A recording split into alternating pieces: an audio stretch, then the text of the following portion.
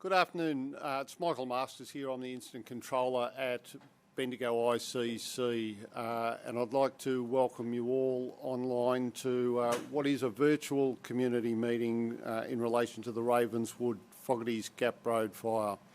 Currently there's about 190 people online, so I appreciate you coming along. I really appreciate you submitting questions online via the Vic Emergency Loddon Mallee Facebook page, and I'll try and get through as many of those as I possibly can. I'd like to firstly acknowledge that we're sitting on Jarrah country and the fire has impacted significant sites on Mount Alexander. And I also acknowledge the cooperative way in which Jarrah has engaged with us to try and bring this emergency to a close. I want to give you a bit of an update in relation to the fire itself. So the fire overnight has moved on the southern boundary of Mount Alexander. Hasn't moved too much, but as we've seen over the last couple of days, fire activity starts to increase around 3 o'clock in the afternoon. What are we doing today? Well, today it's all about establishing a control line around that southern edge on Mount Alexander. People may already have seen the large air tankers dropping retardant lines in the area south of Mount Alexander. The whole idea behind that is to give us something secure to work off to establish that containment line which will bring containment of the fire to a close. With that, we'll see some burning out operations, and so expect to see either later today or tomorrow an increase in smoke coming off the fire itself. Don't be concerned about that. That's part of our operations. And that is work that's needed to be done to try and remove any unburnt fuel within the containment line, so any forecast weather that's going to cause us problems later in the week won't put pressure on those containment lines. That's the whole idea.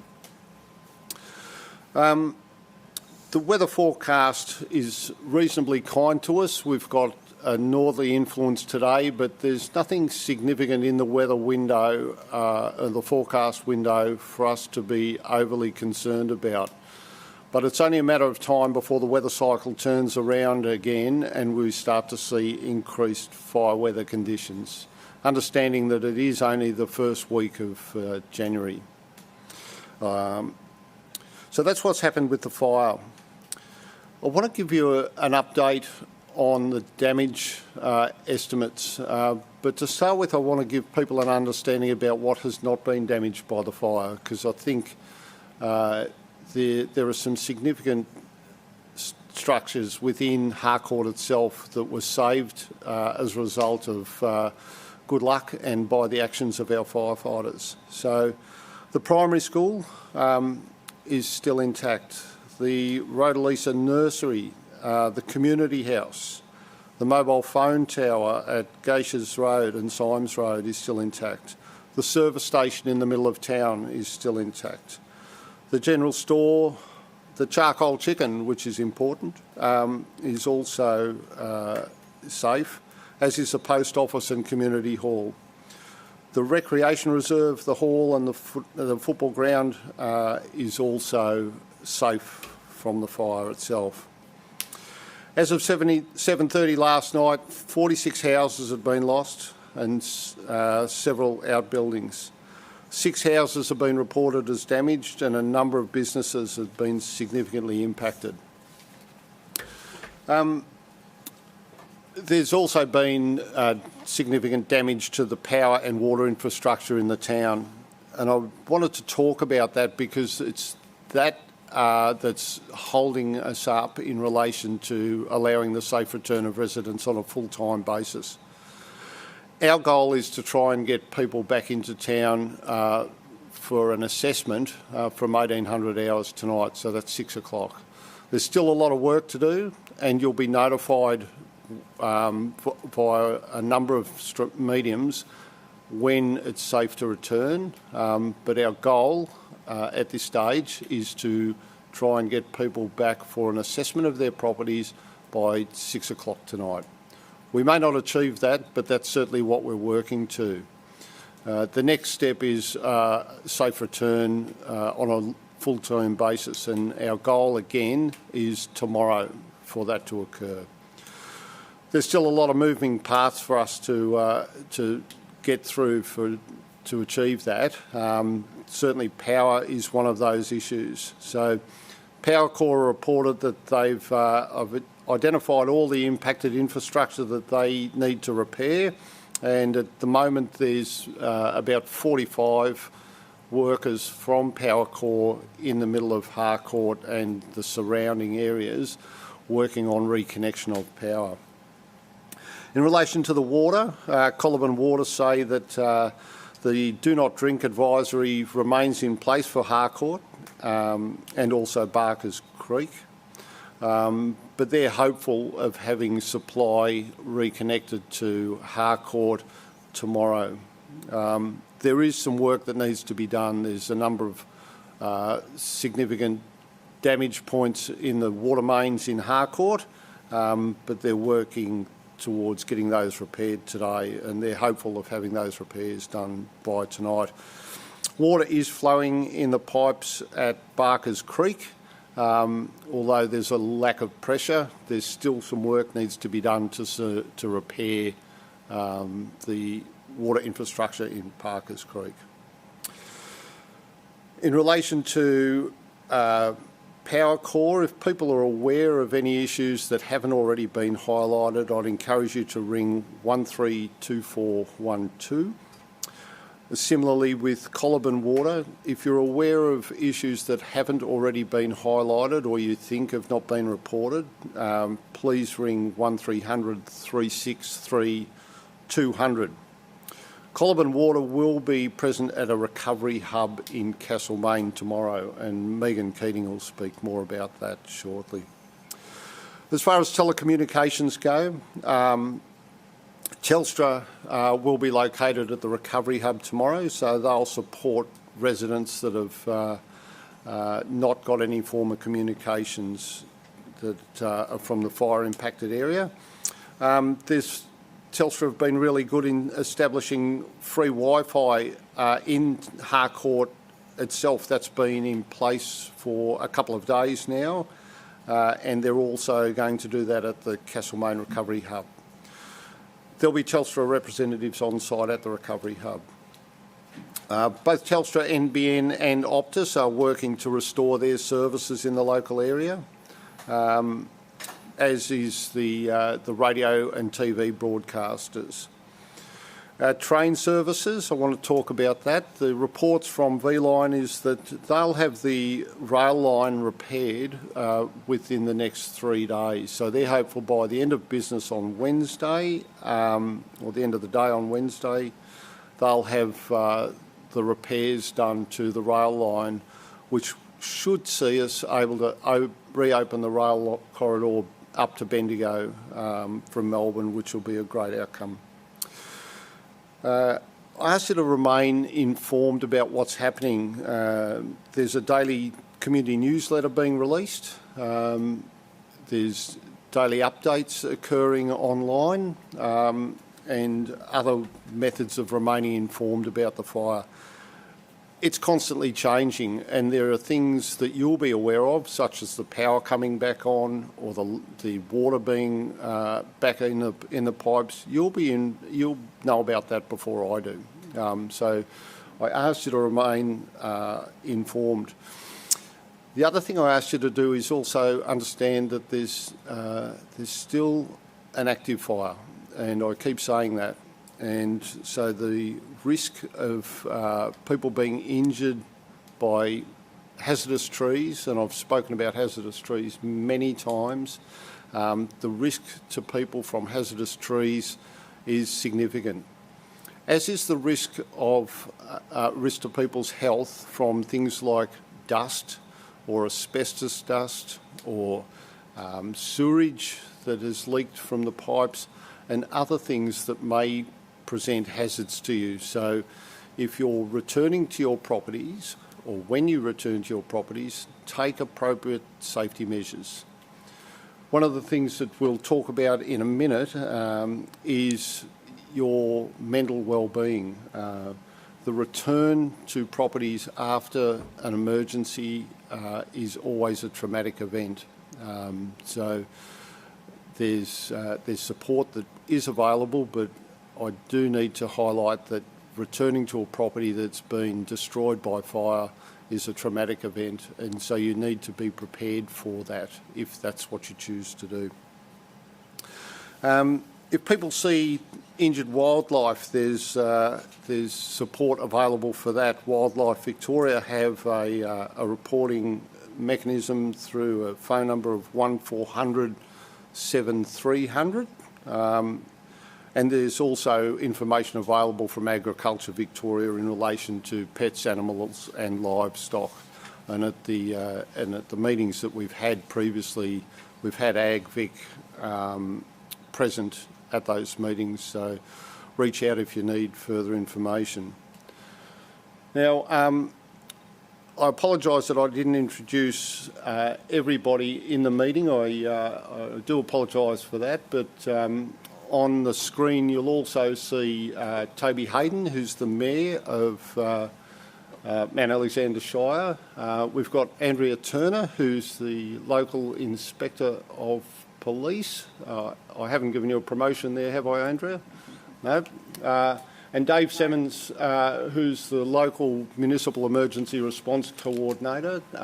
Dave has been at the public meetings as well. And also Paul Gardner, who is the local area commander for Victoria Police. So I'm going to ask Toby now to take the floor, as so to speak, and give us a bit of an update. Thanks, Toby. Yeah, thanks, Michael. I hope the sound of the machinery in the background isn't too distracting for you guys. So look, yes, this tremendous event has us all working round the clock. Councils, I guess my role here today as Mayor is to outline what we've been doing and to discuss a little bit about what the procedure is for this week and what we can expect in terms of the emergency recovery centre that we've set up. Just want to start by making it very clear that we are just so impressed with the work of the first responders and the emergency services personnel of all the organisations of CFA, SES, of Forest Fire Management Victoria, of AgVic, our own council. Some of our own council resources have been out there, water tankers, and it's I was able to visit the impact zone yesterday with the Prime Minister and the Premier, and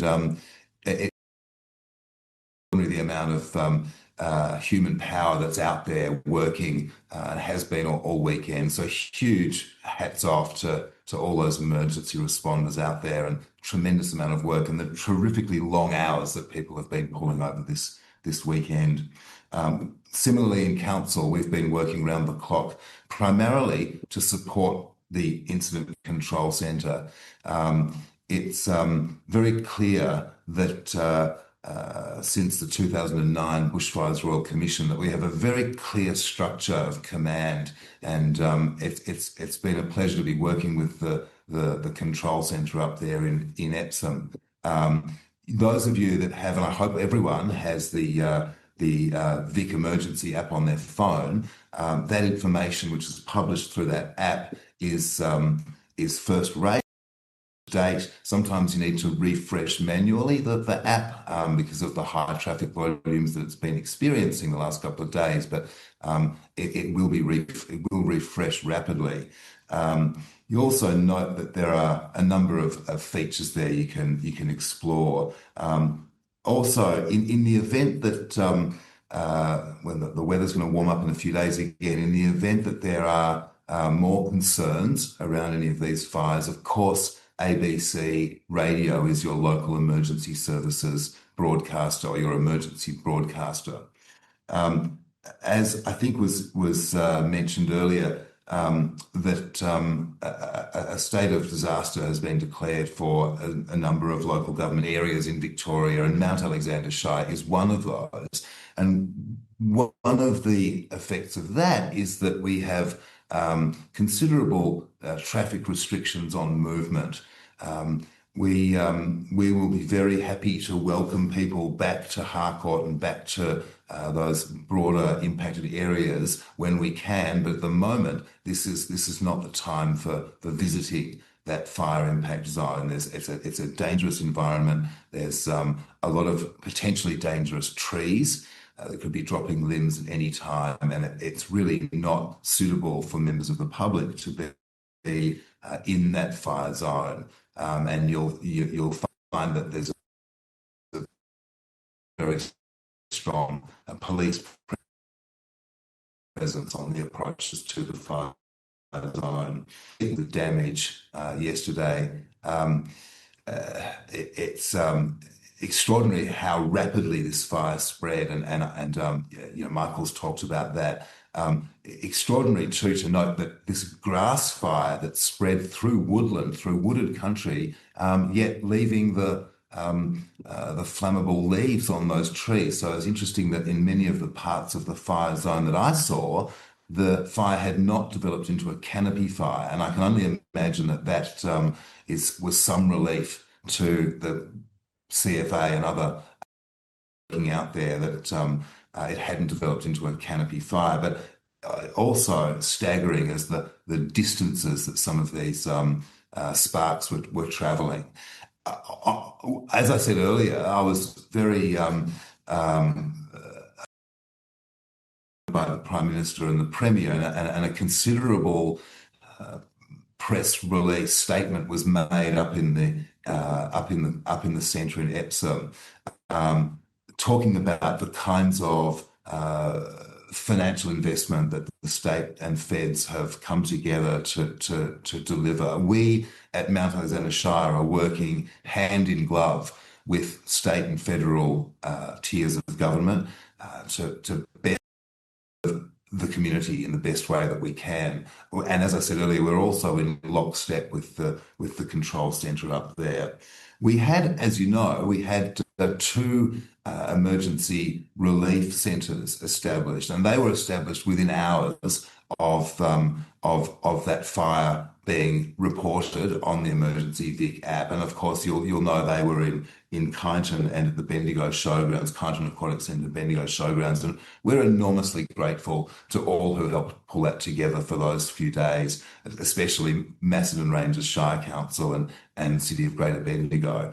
And of course, all the coordination that occurred out of Epsom. It was a truly amazingly fast response to get those centres set up to receive residents from the fire-affected areas. We couldn't set up a relief centre in Castlemaine, much as we would have loved to. We couldn't set up a relief centre in Castlemaine where we could have offered food, accommodation, showers, and so on, because for most of Friday, or all of Friday, in fact, Castlemaine was considered to be enough at risk that we could not risk bringing residents from the fire-affected areas to Castlemaine or Campbell's Creek, where they might have faced similar kinds of risk. Of course, you'll recall that the wind changed direction, and that threat of the fire spreading through Barkers Creek into Castlemaine was significantly reduced as a result of that change in wind. By that stage, we had those excellent relief centres established in Kyneton and Bendigo, and that's why we maintained them. As of today, 11 o'clock this morning, Council has opened an emergency recovery centre. Now, this is different to a relief centre in that the recovery centre really is about connecting affected residents with the kinds of services that they're going to need in coming days and weeks and months ahead. The emergency recovery centre is not a place of accommodation. It's not. It's different to a relief centre. However, for those of you who are in need of emergency or crisis accommodation, then again, at the recovery centre, you will find to help the Department of Families and Fairness and Housing have access to emergency housing resources. We are working hand in glove with those. You'll find that if you get down to the town hall at 25 Littleton Street in Castlemaine, that's 25 Littleton Street in Castlemaine, entering off Frederick Street, then you'll find that there's a whole range of agencies, government and non-government agencies in there. Shout out to all those people working so hard around at the recovery centre, and a big thanks to the Castlemaine Community House who have stepped in to the breach to help out in a range of ways. One of the outcomes from the community meeting that we had on Saturday that Michael conducted at the town hall at 3 o'clock on Saturday was a number of residents that came and spoke with me afterwards about what more can council do to help connect people who have a good or a service to offer with those who are in need. And I was really grateful to the people who raised that with me.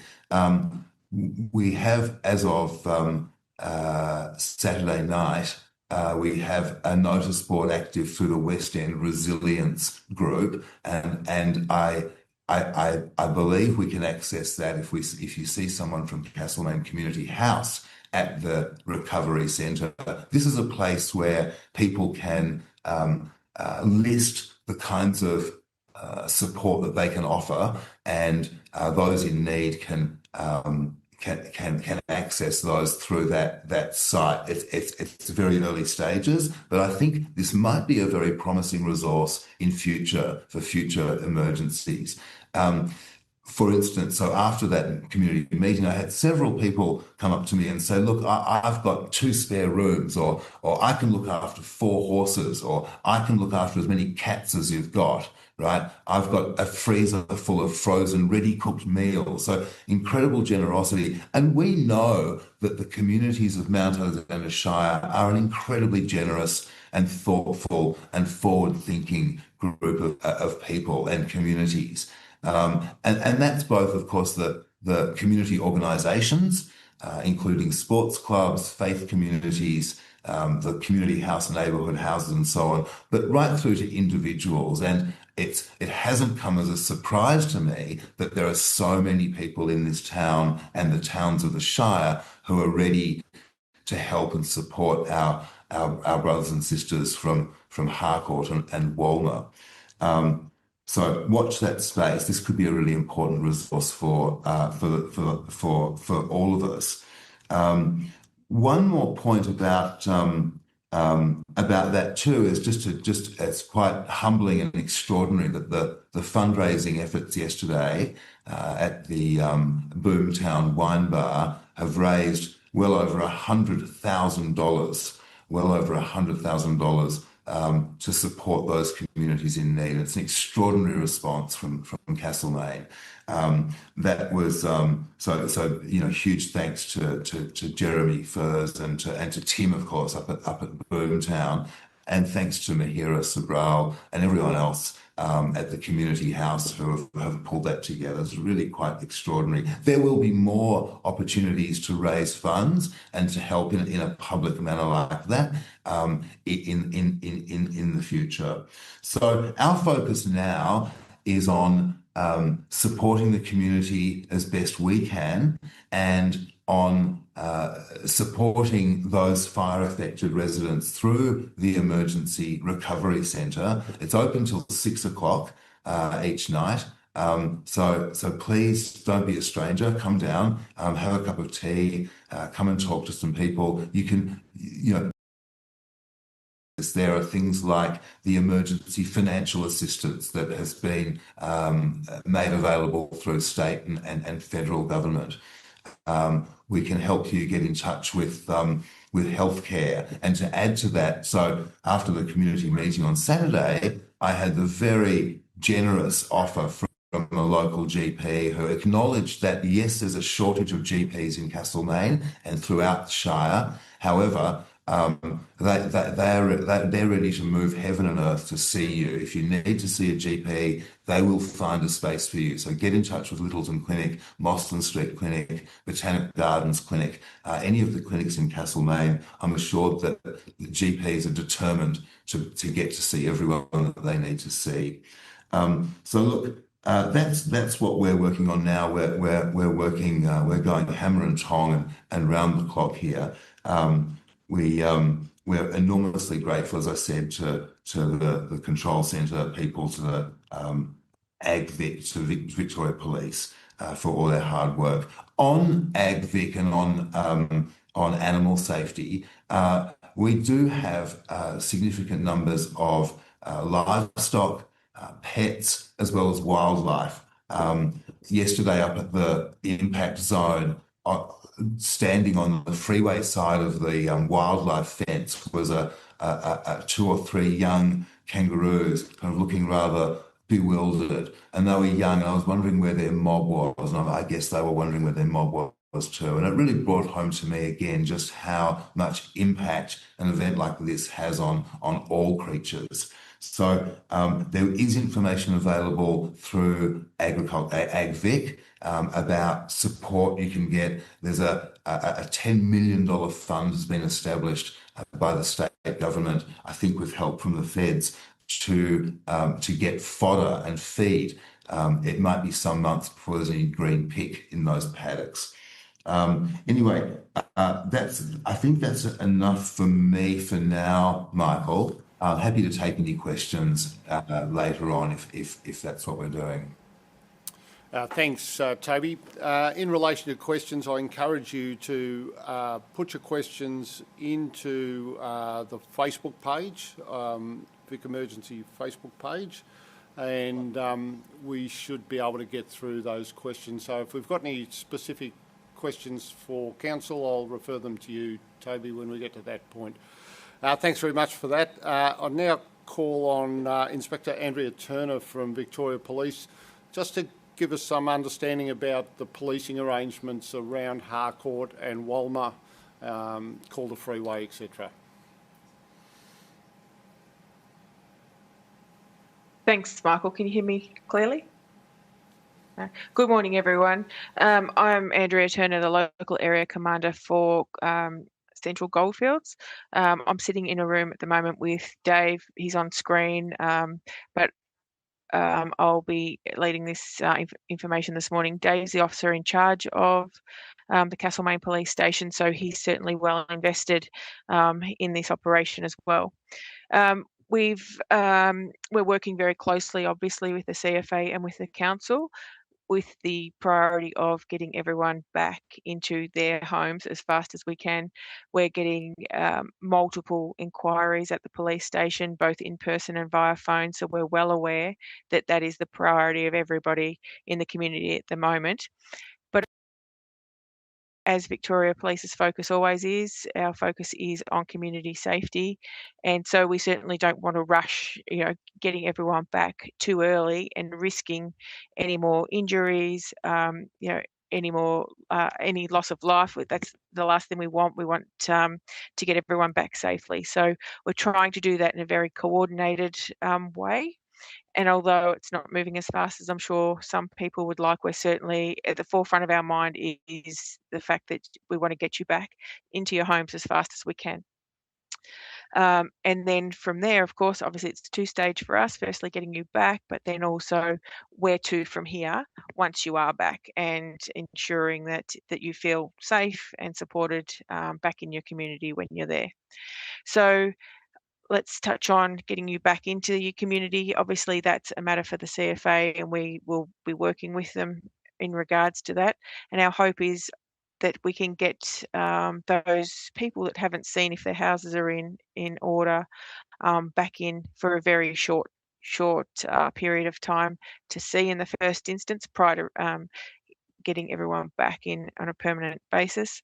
And we're hoping, as Michael said earlier, we're hoping that will be this evening.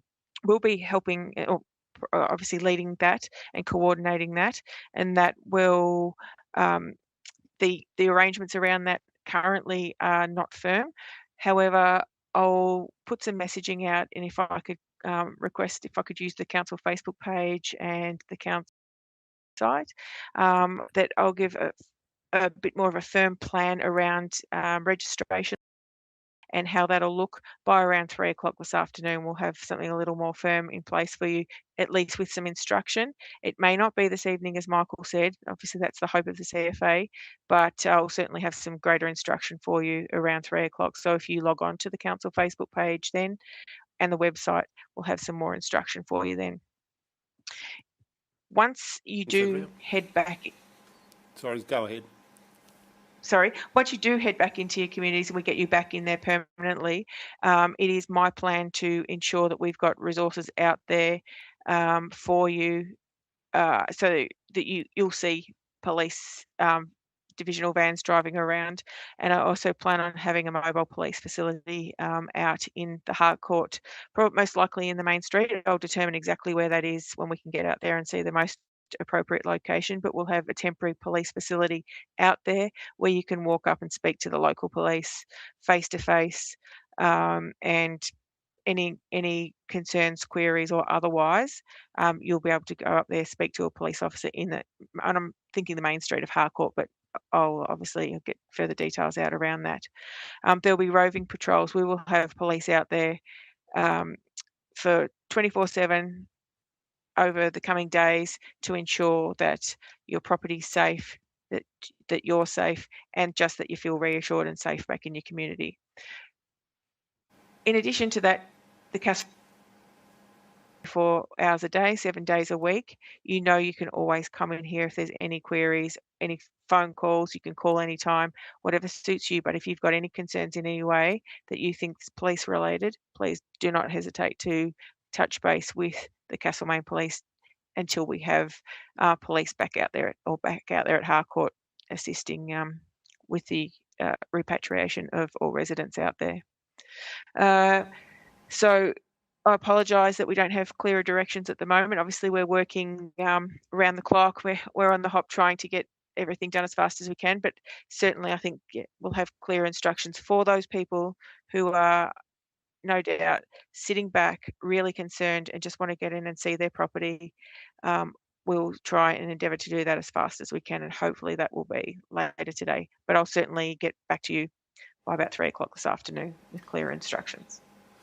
Thanks, Andrea. And you may be able to clarify for me as well as the community. My understanding is that you had some additional public order response crews allocated to you, and so people driving around or people in Harcourt and other areas may see police that are not necessarily the normal police cars in the street. Absolutely. We have public order response police that have come to Melbourne to assist, just for that extra reassurance out there. They're with us today. They may be with us overnight tonight, and I'm not sure if they'll continue tomorrow, but certainly I'll keep you updated on that. But right now we've got additional resources that are out there supporting the community, and the local police will continue to support the community ongoing. Good on you. Thanks, Andrea. Now, just walking into the room is Scott Falconer. He's the Deputy Chief Officer for Forest Fire Management. Scott, grab a chair and come over and join me. He's trying to get out. Sweet, cuddle up. Yeah, nothing like being put on the spot in your wheel. I've banged on a fair bit about hazardous trees, but I'm not the expert. Scott is, and I'm going to ask Scott now in relation to hazardous trees. What are the issues? Thanks very much. Look, I'll start by saying this particular area has really large old trees of two species, mesmates and river red gums in the flatter country. They're very prone after fire and even heat waves to fall. And in fact, I was out in the fire line 2 days ago talking to some CFA volunteers, and a tree probably 300 or 400 years old just dropped. And they're prone to do that. The risk with that is extreme. So far this year, tragically across Australia, 2 firefighters have died, both from tree strike, one in New South Wales for the National Park Service and one from the Western Australian Fire Service. So given the history of tree drop, the large trees in that area, we just want the community to know to take that issue very, very seriously. And I can go through some tips and things just to think about. So we don't want to terrify people, but I have seen vehicles parked under large red gums, for instance, and we just don't want to see that happen. Yeah. So would you like me to go through some of those points? Well, it's a very natural thing, isn't it? When it's hot and the sun's out, people want to park their cars under a tree or they want to stand under shade. Yeah, absolutely. And I think sometimes that's appropriate, but really large old trees with giant limbs, I did some calculations this morning. Some of these trees weigh in excess of 50 or 60 tonne. So not every tree is a risk, but if it's fire impacted, treat it absolutely as a risk.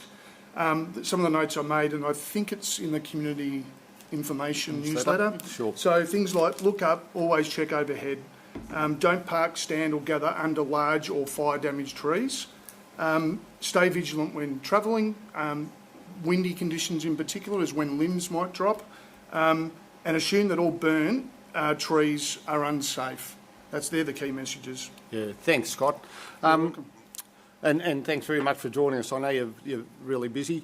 I touched before about the mental health impact of people going back to their property that's been impacted by fire. Now, we've got Janet Jurek from Australia Red Cross. Janet, what can you tell the community about traumatic events? Well, people survive traumatic events. You will get through it.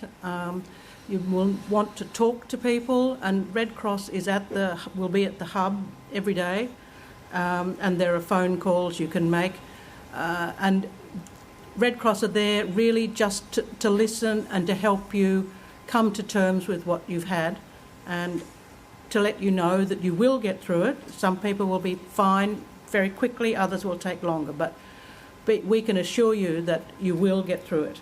At Castlemaine, there will be 2 people who will be there to meet and greet you, to listen to you, and to refer you on to whoever else you might need to see.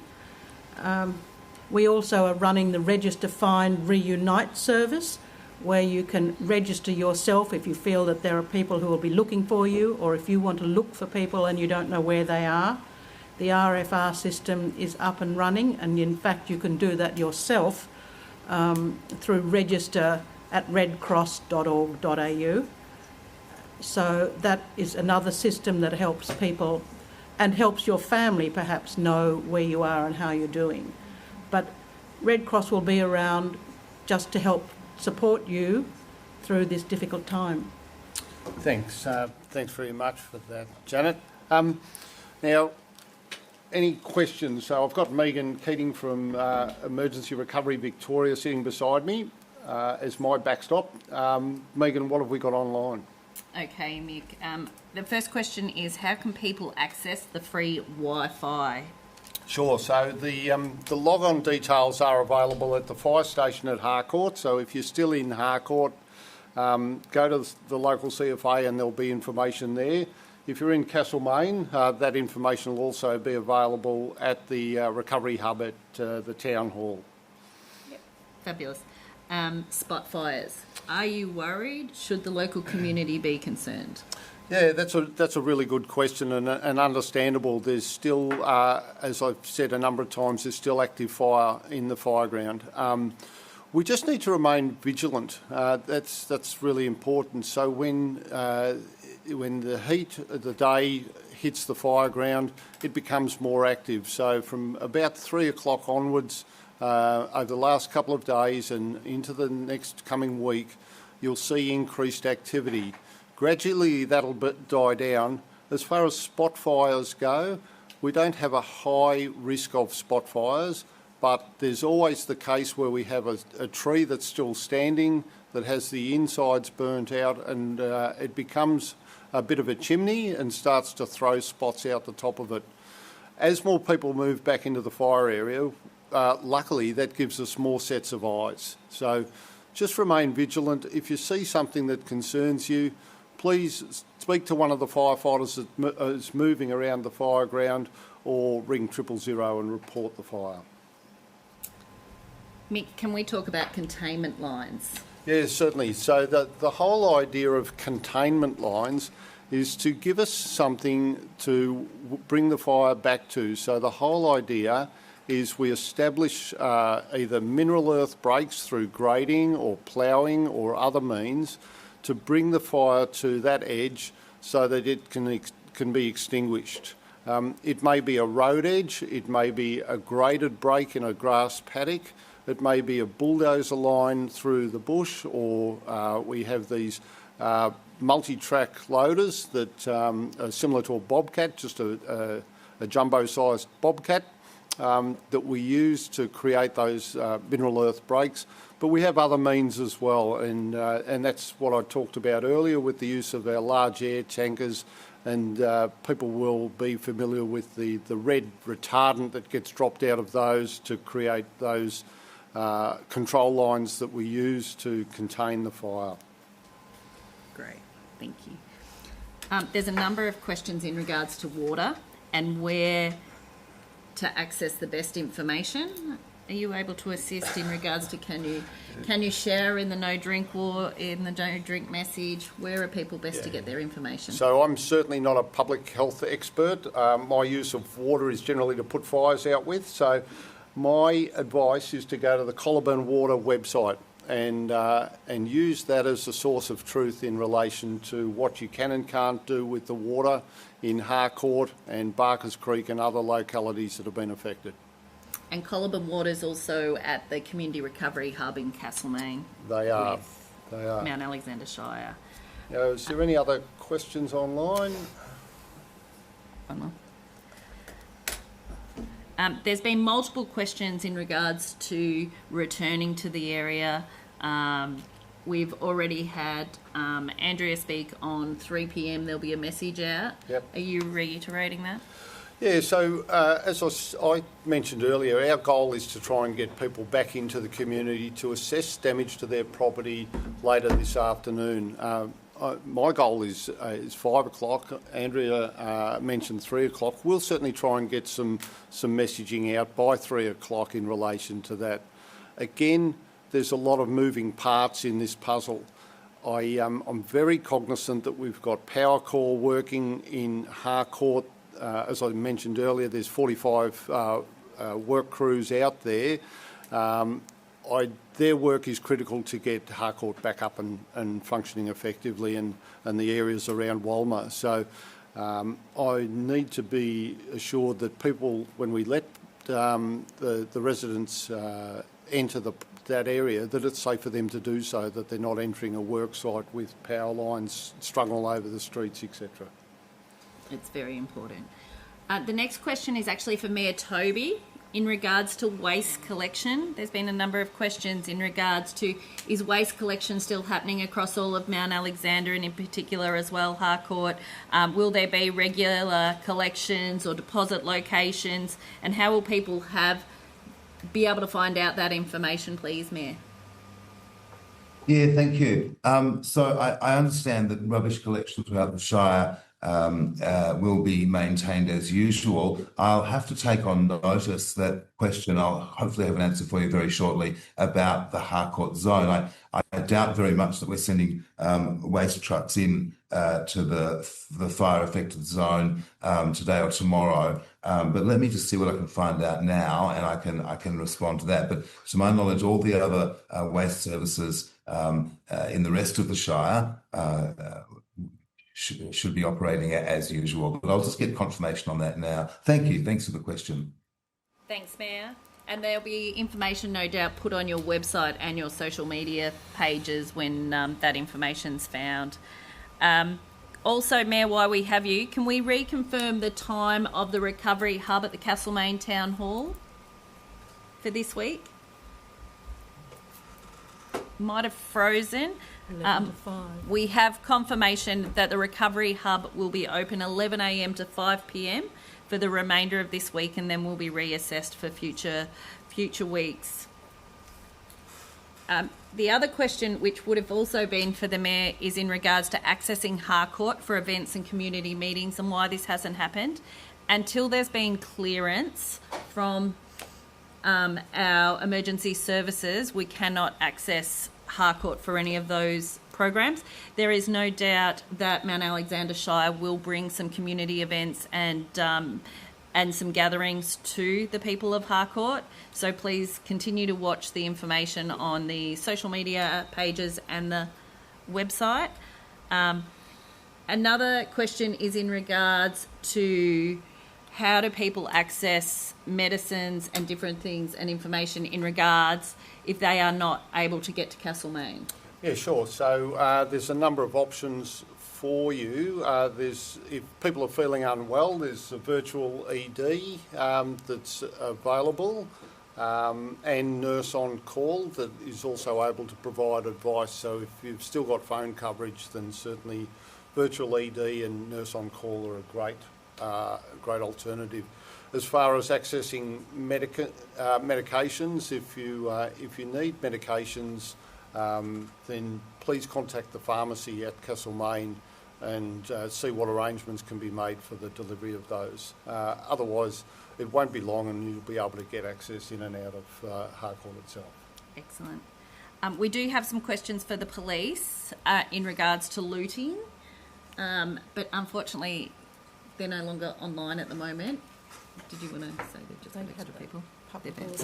Yeah. So in relation to looting, the whole idea of having the additional police resources is to ensure that visible presence of police in the community is there to prevent those sort of activities.